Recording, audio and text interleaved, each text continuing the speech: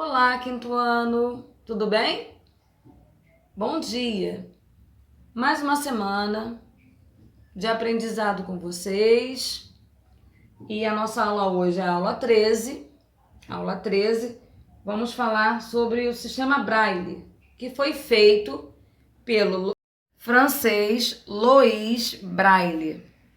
Aos 3 anos, ele ficou deficiente visual e aos 15 anos, ele desenvolveu um método que é baseado em tato até hoje. É em tato, tudo tato aqui. Onde ele fez o tal alfabeto e ele formou a escrita e a leitura baseada no tato para pessoas deficientes visuais. E essas células possuem 6 pontos que permitem 63 combinações em alto relevo. Aqui, ó, letra A. Tem um pontinho só, a letra A. Aí vamos. Letra B, esses 2 pontinhos. Eles vão passa um dedinho, passa o dedo assim para poder ler, para saber quantos pontinhos tem, para que possa saber qual é a letra que ele está passando o tato aqui, o dedo aqui, ó, pelo tato. B, C, D,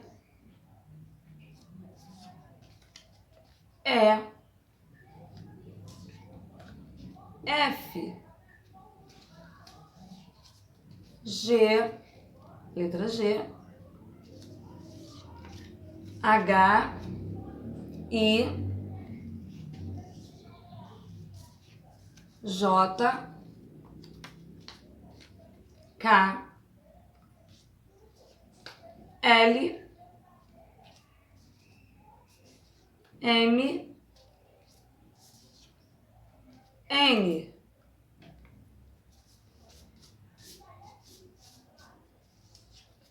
O, P, Q, R, S, T, U, V, X, W, Y, Z. Todo o nosso alfabeto feito em Braille. Aí eu fiz um dominó. Se nós estivéssemos em sala de aula, vocês iriam visualizar melhor e estaríamos fazendo uma brincadeira, né? Uma dinâmica com vocês com esse dominó. Aí eu gostaria que vocês fizessem com esse dominó em sala de aula, era o nome de vocês. Conseguisse fazer o nome de vocês com os pontinhos aqui do alfabeto que tá em Braille. Aí o que eu peço em sala, eu vou colocar para vocês no vídeo a foto do alfabeto em Braille. Tenta em casa fazer o nome de vocês. Aquele que conseguir, tenho certeza que vocês vão conseguir fazer o nome de vocês em Braille, me diz depois no WhatsApp, no nosso grupo do quinto ano, quem conseguiu. Aí fala comigo, qualquer dúvida pode falar comigo também, tá bom? Pode falar com a professora, que eu vou estar de 8 a meio-dia tirando alguma dúvida de vocês. Pode vir falar comigo. 172, sistema nervoso e órgãos de sentidos. Como as pessoas na montanha-russa estão reagindo à emoção que estão sentindo? As pessoas estão reagindo de modo diferente. Umas estão assustadas, outras estão se divertindo. Que parte do corpo comanda as reações do organismo em situações como essa?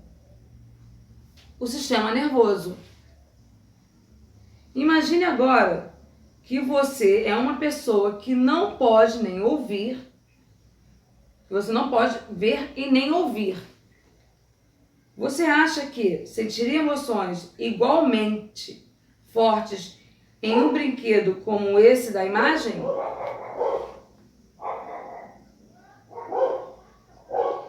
Esses sentidos são bastante importantes para nos informar a respeito do ambiente ao nosso redor. Entretanto, independentemente dos sentidos citados, o organismo também envia mensagem ao encéfalo, avisando se o corpo está em pé ou de lado, parado, em movimentos e em que velocidade.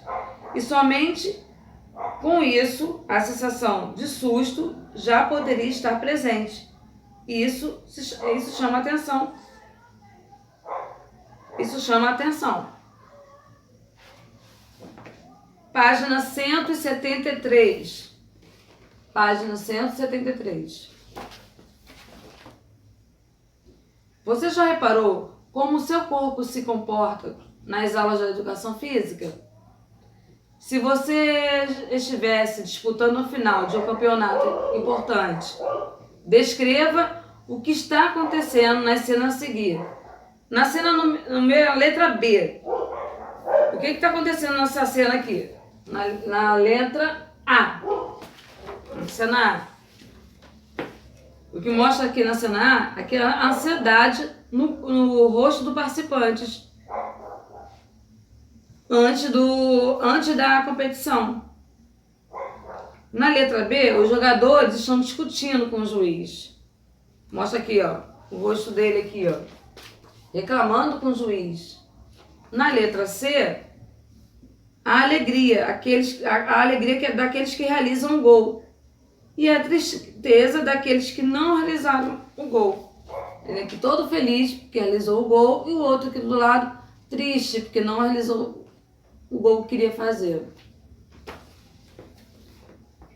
2.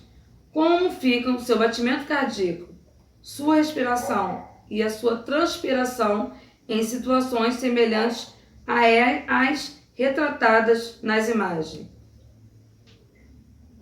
Aí peço que vocês respondam, tá bom? Isso aqui é a resposta pessoal, mas eu posso depois dar para vocês também, mas peço que respondam.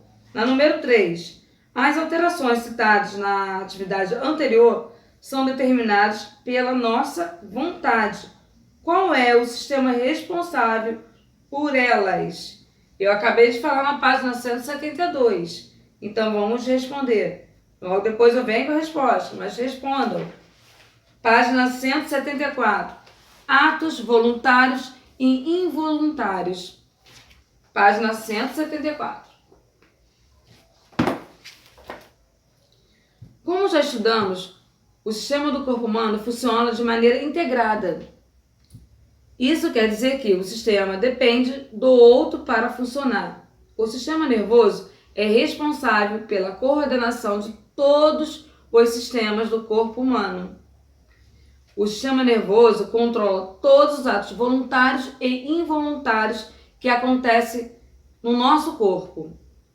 Os atos voluntários são aqueles que dependem da nossa vontade, como mover os braços e as pernas, enquanto os atos involuntários são aqueles que acontecem independentemente da nossa vontade, como os batimentos do coração e os movimentos dos órgãos responsáveis pela digestão. Observe a imagem abaixo. As crianças aqui lutando capoeira. Suar por causa dos movimentos intensos é um ato involuntário. Mover os braços é um ato voluntário. Gingar o corpo ao som de uma música é um ato voluntário. O aumento dos batimentos cardíacos por causa da atividade é um ato involuntário. A prática das atividades diversas, como a capoeira, desenvolve tanto atos voluntários como atos involuntários do sistema nervoso. Número 1. Diferencie atos voluntários dos atos involuntários. os atos voluntários. Os atos que o sistema nervoso realiza independentemente da nossa vontade são chamados de atos involuntários. 2. Analise a atividade a seguir. Batimentos do coração, movimentar as pernas, movimentar os braços, movimento do sistema digestório, mastigar, espirrar e sorrir. Letra A. Contorno de azul os atos voluntários. B. Contorno de vermelho os atos involuntários. Página 175. Sistema nervoso. O sistema nervoso é dividido em duas partes: sistema nervoso central e o sistema nervoso periférico. O encéfalo e a medula espinal são os centros de comando do corpo humano e corresponde ao sistema nervoso central. Eles são protegidos pela caixa craniana e pelas vértebras, respectivamente. Além disso, encontramos um líquido ao redor dos órgãos do sistema nervoso central, que ajuda a amortecer os impactos dos movimentos cotidianos. O encéfalo é dividido em 3 regiões: cérebro, cerebelo e bulbo encefálico.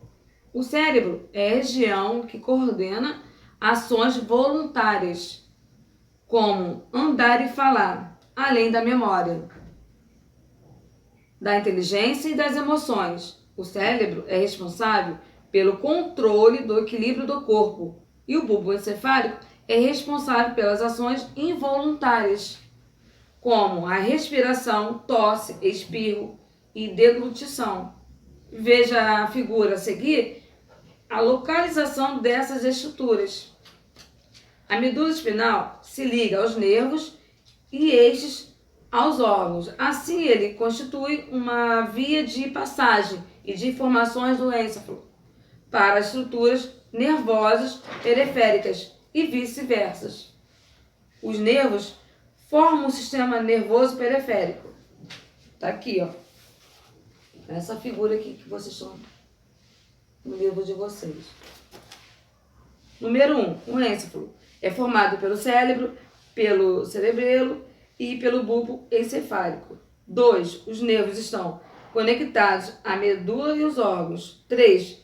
A medula espinal transmite as mensagens do encéfalo para os nervos e está protegida pela coluna vertebral. Página 176.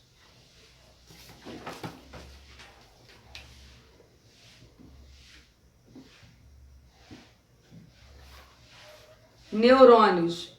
O encéfalo e a medula são formados por células nervosas chamadas neurônios. Aqui os neurônios. Só isso aqui, a figura aqui.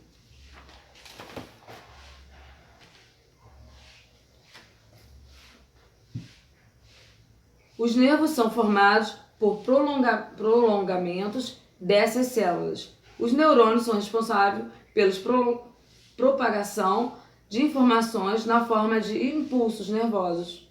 Para exercer suas funções, o encéfalo e a medula enviam e recebem esses sinais nervosos o tempo todo. Por exemplo, quando queremos caminhar, o encéfalo envia um comando na forma de impulso nervoso para os músculos das pernas que estão se movimentam. O mesmo acontece quando recebemos alguma informação do ambiente ao nosso redor.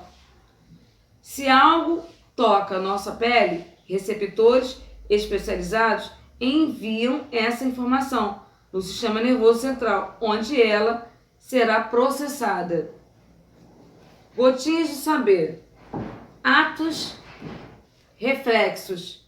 Quando você encosta em uma superfície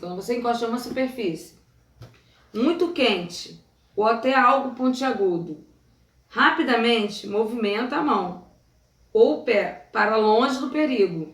Isso acontece sem que você perceba, que você consiga pensar. Porque o seu corpo obedece a um comando dado diretamente pela medula.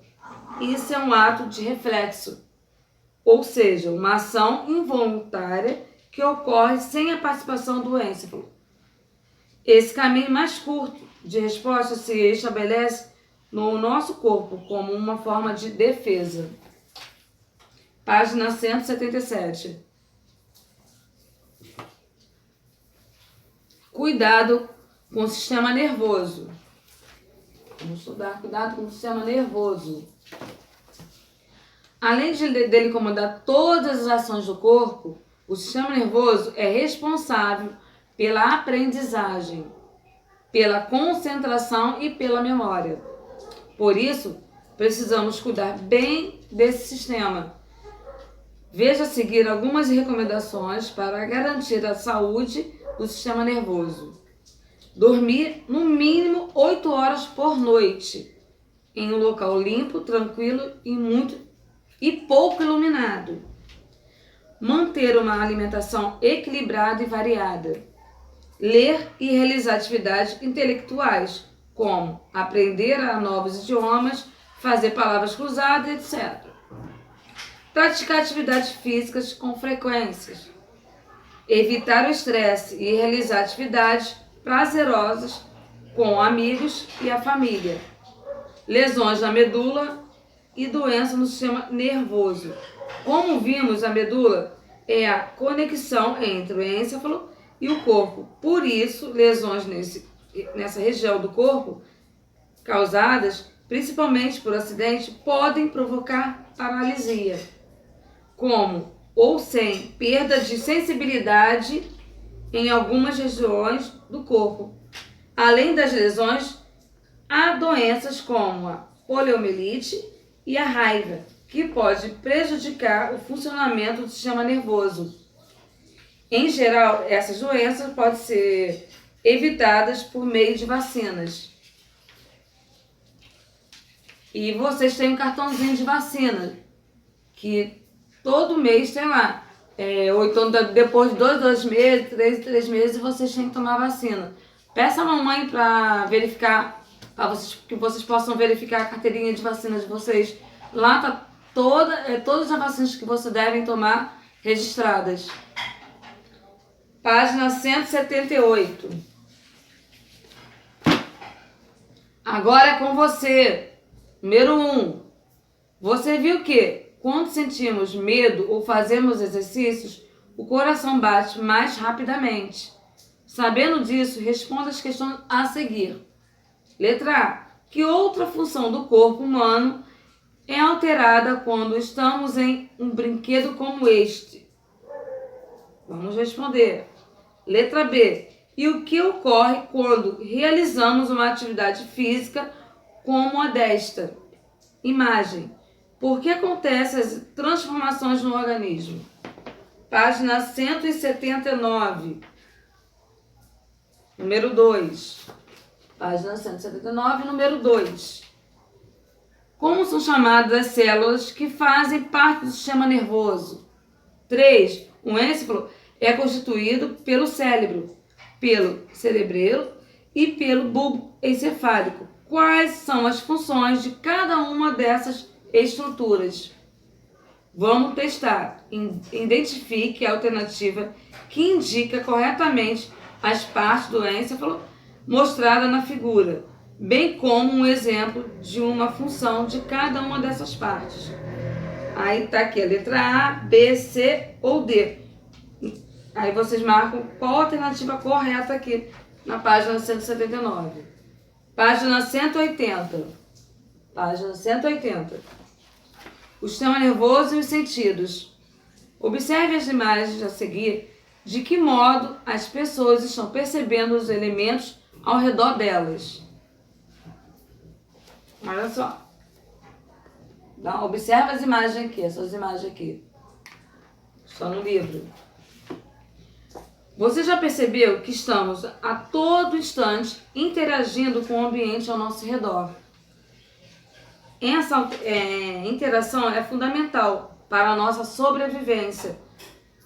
E só é possível em razão dos órgãos dos sentidos, que estão associados ao sistema nervoso. Além de comandar o sistema do corpo, o sistema nervoso é responsável pela interação do organismo com o mundo.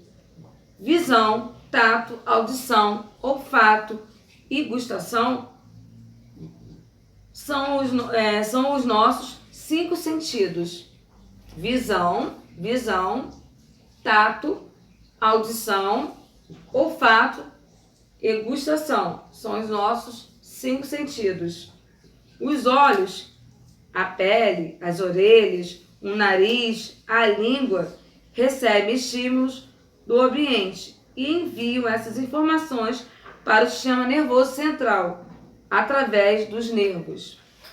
Página 181. Identifique na foto abaixo os órgãos e os respectivos sentidos. Siga o exemplo que já está na imagem. Orelha, audição. Aí vocês vão, onde está a setinha, vocês vão indicando quem é o sentido e quem é o órgão. Os olhos apresentam células sensíveis à luz, ligadas ao nervo óptico. Esse nervo conduz a informação visual até a região do encéfalo, que é responsável por interpretar e formar a imagem. As orelhas têm um formato apropriado para captar as ondas sonoras. Essas ondas são propagadas ao longo das partes mais internas da orelha, até o nervo auditivo, que conduz a informação ao encéfalo para interpretá-la. A pele tem estrutura capaz de perceber a temperatura, pressão e dor. Assim, o tato nos permite identificar se algo está quente ou frio, se as superfícies apresentam textura lisa ou áspera, assim como a dor quando nos machucamos. A língua, existem as papilas gustativas, que percebem as diferenças de substâncias que compõem os alimentos. Elas estão conectadas ao nervo gustativo, que envia as informações até o encéfalo para que possamos percebê-las. Somos capazes de perceber 4 gostos básicos: o doce, o amargo, o azedo e o salgado. São esses 4. No nariz estão as fossas nasais, receptores sensoriais que percebem as substâncias que estão misturadas ao ar e conduzem a informação olfativa para o sistema nervoso central por meio do nervo olfativo. Página 182. Iremos até a página 183. A interação com o ambiente possibilita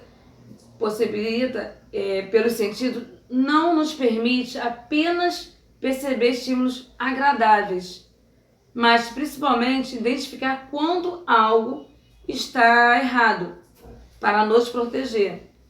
Quando sentimos um cheiro ruim ou um gosto estranho de uma comida, por exemplo, evitamos ingerir algo que poderia nos fazer muito mal. Vamos supor que a comida está estragada, não está boa. Vamos sentir esse cheiro. Então, o olfato ele vai nos permitir a não sentir mal, a não comer aquela comida que está estragada. A formação do sabor. Você viu que sentimos o gosto dos alimentos graças a papilas gustativas encontradas na língua. Vamos mais o sabor. Como você sabe que um alimento doce é, por exemplo, uma manga e não uma maçã? Percebemos os sabores de todos os alimentos por causa da ação conjunta de 2 sentidos, gustação e olfato. Veja como isso ocorre na imagem a seguir. Número 1 e 2.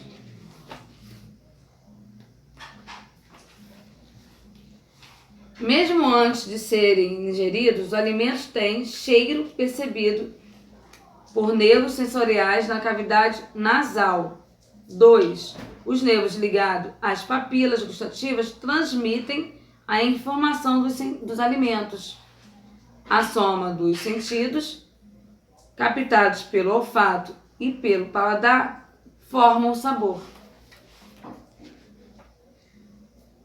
Você já percebeu que nas ocasiões em que está gripado e com o nariz entupido, percebe menos o gosto dos alimentos? E isso nos mostra como o olfato é importante para a percepção dos sabores. Página 183, Gotinha de Saber. Louis Braille. O método Braille é uma forma de escrita e leitura baseada no tato, usada por pessoas que são deficientes visuais. Cada letra, número ou símbolo é representado por um conjunto de até 6 pontos, em alto relevo. Mas por que 6 pontos? Porque o nosso tato é capaz de perceber até 6 pontos simultaneamente por vez. Esse método foi desenvolvido pelo francês Louis Braille, 1809 e 1852, que ficou cego aos 3 anos de idade em razão de uma infecção. Braille tinha grande facilidade para aprender e foi enviado para a escola. Incomodado ou inconformado por não haver materiais que pudesse utilizar para estudar, ele se esforçou e pesquisou. E aos 15 anos de idade desenvolveu um método que, com poucas modificações, é usado até o dia de hoje. Número 1. Qual é o sentido que pessoas com deficiências visuais usam para ler? 2. Com base na resposta da atividade anterior, é correto afirmar que é possível enxergar sem usar a visão? Justifique. 3. É uma pesquisa que vocês devem realizar. Pesquisa em livros, jornais ou revistas. Como as pessoas com deficiência visual se locomovem nas ruas, identificam produtos em estabelecimentos comerciais, estudam, etc. Registrem sua resposta no caderno e converse com o professor e os colegas. Aí peço que vocês deem a resposta aqui dessa pesquisa. Se possível, dê a resposta. Pode ir ou no caderno ou aqui mesmo. Não, só no caderno mesmo que vocês deveriam dar a resposta. Então, terminamos aí nessa página 183. Depois eu venho para mostrar para vocês essa informação da número 3. Tá bom?